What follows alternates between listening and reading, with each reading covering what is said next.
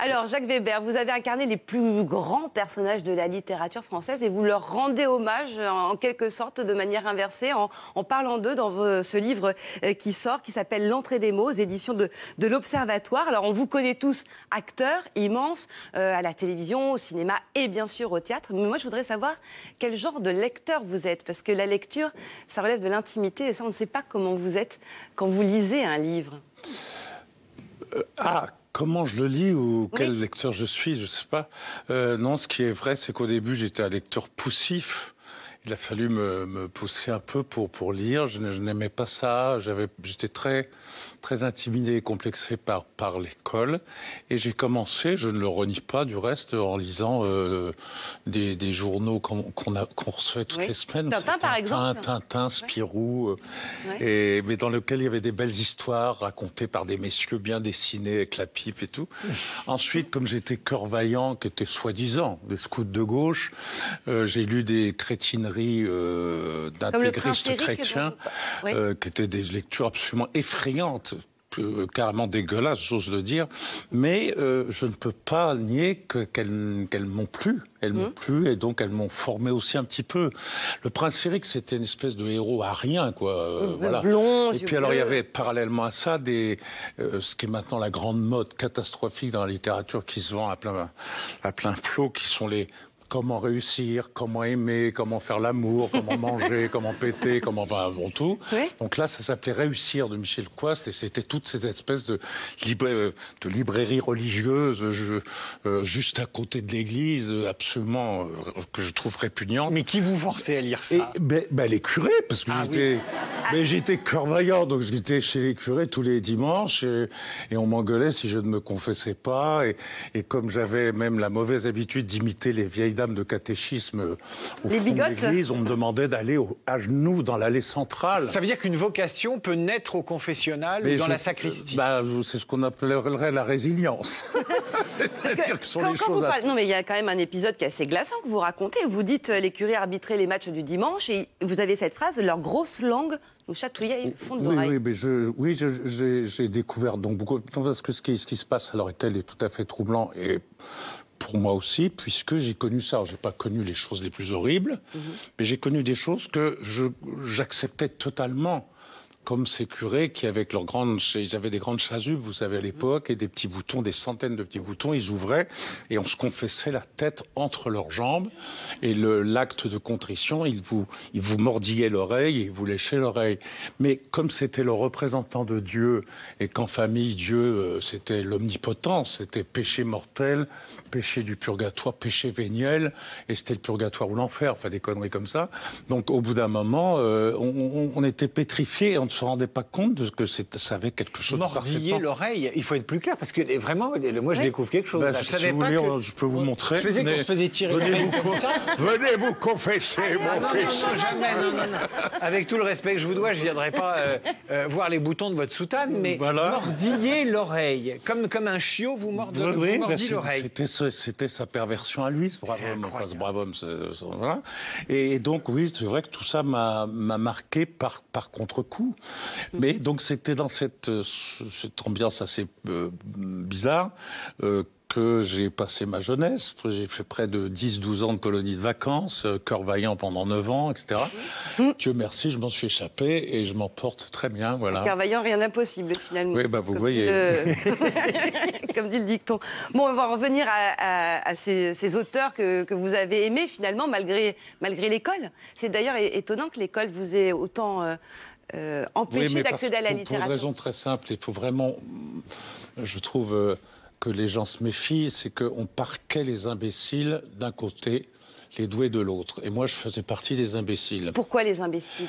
Parce que ceux qui ne se font pas dans le moule, inadaptables à la collectivité scolaire. Mais parce que moi, ça n'allait pas avec l'école. Mais le nombre de gens que je connais magnifiques, extrêmement brillants, qui n'y arrivent pas à l'école, il faut toujours se demander pourquoi ils n'ont pas les condamner immédiatement. Vous n'avez pas le souvenir d'un prof qui vous ait poussé, encouragé? Il y a un ou deux profs qui ont senti qu'il y avait quelque chose qui était pas trop nul en moi. Il avait eu du faire quand même. Un prof de français magnifique qui a saisi l'amour immodéré que j'avais pour La Fontaine, je me souviens, et un prof d'anglais qui m'a dit, toi, vu ce que tu veux faire sans doute, au moins fais un petit effort, apprends l'anglais, ça pourra te servir. Vous Vous vous souvenez de leur nom? Parce que déjà, dans les Fables de La Fontaine, avec les habits que j'avais sur moi, je me déguisais. Il y avait un numéro de Gérard Setti, je me souviens, qui était un transformiste. Et donc, avec le peu que j'avais, je me déguisais en corbeau, en renard. Bon, c'était assez compliqué. Mais enfin, je me débrouillais. Et donc, ça indiquait très nettement que je voulais être acteur, quoi. Vous vous souvenez du nom de ces profs? C'est précis. Madame Pierre, Lenoir. Lenoir, c'était le prof d'anglais. Madame Pierre, c'est la prof de français. Oui. Puis je peux vous citer pas mal de profs. Et puis les emmerdeurs aussi, je peux vous les citer. Il y a Madame, je crois que c'est Anjouma, non, aussi, qui était la maîtresse. Alors, qui Madame vous faisait rêver. Zifran me faisait bander. Oui, c'est ça. Voilà. Moi, j'ai dit ça, elle vous faisait rêver. Non, mais c'est un très beau mot. Comme disait Kundera, nous avons la chance que... Non, mais elle a bien retenu ce passage, quand même. C'est incroyable. Il faut dire que c'est animé quand vous en parlez. C'est la faute de Jacques Weber. Bah oui, tout est de sa faute, c'est incroyable. Voilà. Parmi les livres que vous citez, qui vous ont guidé, construit, même façonné, il y en a un, j'ai l'impression, qui ressort plus que les autres, c'est Le Comte de Monte Cristo. Oui, alors, ce que l'on m'a demandé, c'est une demande qu'on m'a faite. Sinon, je ne pense pas que j'en aurais eu l'idée. Je trouve ça intéressant, mais à condition de trouver le biais. On m'a demandé quels sont les livres qui vous ont marqué. Naturellement, c'est très subjectif et c'est très au moment où vous le demandez et puis après au moment où vous écrivez, parce qu'il y en a des centaines et des centaines. Mais ce qui est vrai, sur lequel mon point de vue pouvait peut-être avoir un tout petit peu d'intérêt, c'est qu'il m'est arrivé... J'ai eu la chance formidable non seulement de le lire, mais de l'interpréter. Oui. Donc c'est en ce sens-là que je me suis permis d'en parler, parce que le point de vue d'un acteur confronté au point de vue du lecteur sont deux points de vue extrêmement différents, parfois même opposés. Et je trouvais que dans ce sens-là, ça pouvait être intéressant à relater, de même que pour Bellamy. En effet, là, j'ai choisi 3 rôles socles, puisque je parle surtout de Bellamy, de Monte Cristo et de Crime et Châtiment. Et Crime et Châtiment, je l'ai joué 300 fois au théâtre. Bellamy, je l'ai fait également. J'ai joué le rôle de Bellamy. C'était une très belle mise en scène, réalisation de Pierre Cardinal pour la télévision. Et Crime et Châtiment, une très belle réalisation de Denis de la Patelière. Et puis autour de ça, j'ai mis les petits satellites des textes que j'ai également interprétés plus ou moins. Jack London, Construire un feu, Au-dessous du volcan de Malcolm Lowry, Yourcenar, etc. Enfin, il y en a pas. Moi, j'ai découvert Jacques Weber au moment de Monte Cristo. Donc j'avais, je sais pas, 10-12 ans. Oui, vous étiez un bébé. Eh ben oui, non, mais... Tout ça pour caser que vous êtes un bébé. Non, pas du tout. Mais il y avait une séquence absolument abominable. C'est le moment où il jette à l'eau ce qu'on croit être son cadavre. Et alors, pour les mômes... C'était dingue, quoi. C'était quasiment de la cascade. C'était le summum de l'horreur que d'être jeté à l'eau, ficelé comme un jambon, et puis de s'échapper comme Jacques Weber. Oui, c'est bien la place du cadavre qui était de mais la oui, Faria. Bien sûr. Ouais. Ouais. Non, mais ce que je raconte, par contre, ce qui est vrai, c'est quand on m'a jeté à l'eau, donc naturellement, dans le sac, là, c'était pas moi. je ne m'en serais pas sorti. Non, par contre, ce qui est vrai, ce que je le raconte, c'est qu'à un moment donné, on m'a oublié. On devait tourner le moment où j'étais sur un petit bout d'épave, comme ça. Je disais, oh, du bateau, et tout, machin. Alors, alors un petit canot à moteur m'installe dans l'eau et me dit, bon, quand tu verras le gros bateau qui arrive vers toi, tu fais des grands cris, on sera en train de tourner. Je dis, bon, d'accord, ok, tout à l'heure, au revoir. Oui. Et je me retrouve dans la flotte. Et il y a eu la coupure déjeuner. Ah ouais. Vous le racontez très bien, d'ailleurs, c'est très drôle dans le livre. Ils m'ont oublié. Tout le monde m'a oublié. Ça peut arriver, des trucs comme ça, ce qui fait que je suis resté. Et là, j'ai vraiment cru que j'allais avoir le destin horrible. Non, pas de Monte Cristo, mais la pauvre noyée. Et vous étiez dans un bateau ou sur Non, j'étais sur un bout de bois, avec la barbe et la colle, les habits, le truc. Enfin, c'était. Je dois dire que j'ai commencé à chocoter. Non, heureusement, c'était une mer chaude. Sinon, vous savez très bien qu'au bout de moins de 15 minutes, on meurt. Non, c'était une mer. Il est là. Il est là. Et ce livre, c'est aussi l'occasion, je trouve, de revisiter votre carrière en tant qu'acteur. C'est un métier que vous voyez qu'une forme d'artisanat. Mais je crois libre, et c'est toujours très flatteur lorsqu'on peut parler de nous en termes d'artistes. J'en suis heureux et flatté, mais flatté, c'est tout. Ça va pas plus loin que ça. Mais ce qui est très beau, c'est d'abord la notion que plus vous avancez, mieux vous travaillez, plus le geste est poli et bien fait. Et ça, au bout de 50 ans de travail, Je commence à avoir parfois la sensation de me dire que je le fais bien, et ça me rend vraiment extrêmement heureux. Oui, mais je ne fais pas du tout de...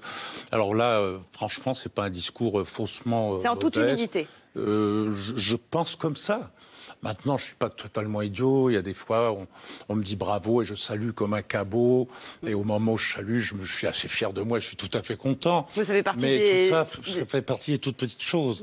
Enfin, des petites choses heureuses qu'il ne faut pas négliger. Comment vous expliquez mon bonheur se situe dans la sensation artisanale de mon métier. Comment vous expliquez que c'est sans doute le seul métier où plus on avance en âge et en expérience, meilleur on est. Les Michel Bouquet peuvent en témoigner, un Depardieu aussi. Alors que dans le tennis ou dans d'autres disciplines, c'est pas ça. Mais je pense pour une raison qui me semble assez simple, c'est qu'on peut-être qu'avec l'âge, on va plus vers une forme de sagesse et on s'éloigne de la démonstration nécessaire pour absolument exister et se représenter lorsqu'on est plus jeune. Bref, en 2 mots, on s'éloigne de la vanité, qui est quand même le pire des dangers pour l'être humain.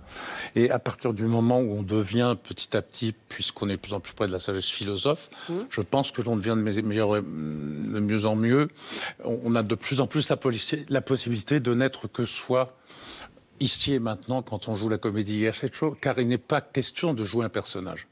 Il est question de finalement créer ce petit miracle qui fait que le personnage que vous interprétez, c'est un peu du personnage, un peu de vous, un peu du texte, un peu du moment traversé, un peu du public qui le lit ou qui le reçoit. C'est donc cet autre dont parlait Arthur Rimbaud. Et ça c'est très très très passionnant. Mais moi, je pense donc que qu'est-ce qui se passe pour moi, comme pour Gérard, comme le monstre de Depardieu, on se demande comment il peut progresser. Michel Bouquet, ou tant d'autres, c'est qu'il y a un moment où on joue, comme disait un très grand maître du théâtre, François Florent, les mains en bas. C'est-à-dire qu'on n'a plus rien à démontrer. Et ça, c'est magnifique. Je regardais hier soir une émission sur Marcello Mastroianni. C'était à tomber d'humilité. Et au bout d'un moment, cette humilité souriante, elle devient d'une séduction absolument extraordinaire. Donc, de conclusion, les vieux sont très séduisants. Et voilà.